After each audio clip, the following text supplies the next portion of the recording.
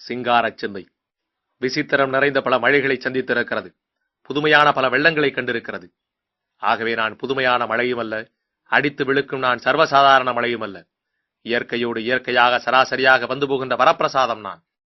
சென்னையிலே கனமழை பொழிந்தேன், வெள்ளத்தை விளைவித்தேன், குற்றம் சாட்டப்பட்டிருக்கிறேன். இப்படியெல்லாம் நீங்கள் எதிர்பார்ப்பீர்கள் நான் இதையெல்லாம் மறுக்கப் போகிறேன் என்று. இல்லை, நிச்சயமாக இல்லை. கனமழை பொழிந்தேன், உங்களை வெள்ளத்தில் மிதக்கவிட வேண்டும் என்பதற்காக அல்ல.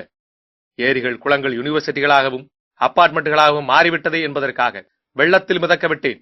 நீங்களெல்லாம் படகில் ஒய்யாரமாக பயணம் செய்து செல்ஃபி எடுக்க வேண்டும் என்பதற்காக அல்ல. நான் செல்ல வேண்டிய இடங்களை எல்லாம் நயவஞ்சகர்கள் ஆக்கிரமித்து விட்டார்கள் என்பதற்காக. உனக்கேன் இவ்வளவு அக்கறை? இயற்கையில் யாருக்குமே இல்லாத அக்கறை என்று கேட்பீர்கள். நானே பாதிக்கப்பட்டேன், சுயநலம் என்பீர்கள். என் சுயநலத்தில் பொதுநலமும் கலந்திருக்கிறது. உங்களிடம் இவ்வளவு திட்டு வாங்கிக் கொண்டும் மீண்டும் மீண்டும் பொழிந்து கொண்டிருக்கின்றனே, என்னை போல. என்னை குற்றவாளி குற்றவாளி என்கிறீர்களே. இந்த குற்றவாளியின் வாழ்க்கை பாதையில் சற்று தூரம் பின்னோக்கி நடந்து பார்த்தால் நான் ஓடி வந்த சென்னையின் ஏரி குளங்கள் எவ்வளவு என்று கணக்கு பார்க்க முடியும். ஓடி வர பாதைகள் இல்லை என் வழியில். பிளாட்டுகள் நிறைந்திருக்கின்றன. ஏரிகளை விட்டு வெளியேறியதில்லை நான், ஆனால் பிளாட்டுகளை இப்போது தாண்டி இருக்கிறேன். சென்னை மக்களே, என்னை திட்டுவதற்கு முன்பாக நான் கூறுவதை கேளுங்கள். மடிப்பாக்கம், வேளச்சேரி, பள்ளிக்கரணை இத்திருவிடத்திலே இருந்தவன் நான்.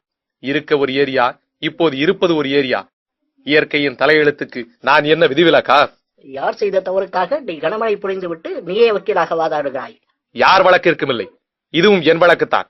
என் சுயநலத்தில் கலந்துள்ள பொதுநல வழக்கு. ஏரிகளையும் குளங்களையும் அழித்துவிட்டு வீடுகள், அபார்ட்மெண்ட், யூனிவர்சிட்டிகள் கட்டிய ஆக்கிரமிப்பாளர்களுக்கு நான் புத்தியை புகட்ட கனமழை புழிந்ததில் என்ன தவறு? நான் கனமழை புழிந்தது ஒரு குற்றம், வெள்ளத்தில் மிதக்கப்பட்டது ஒரு குற்றம். இத்தனை குற்றங்களுக்கும் யார் காரணம்? என்னை சென்னை முழுவதும் சுற்றித் திரிய விட்டது யார் குற்றம்? இயற்கையின் குற்றமா? இல்லை, இயற்கையை ஓரங்கட்டி 1000 ஏரிகள் குளங்களை தூர்த்துவிட்டு கட்டிய மக்களின் குற்றமா? ஏரிகள் குளங்களை எல்லாம் யூனிவர்சிட்டிகள் கட்டியது யார் குற்றம்? என் குற்றமா? அல்லது நான் வரவே மாட்டேன் என்று நினைத்து தூர்த்திய கயவர்கள் குற்றமா? இக்குற்றங்கள் களையப்படும் வரை மலைகளும் ரமணர்களும் குறையப் போவதில்லை. இதுதான் எனது பயணத்தில் எந்த பக்கம் புரட்டி பார்த்தாலும் காணப்படும் பாடம், பகுத்தறிவு.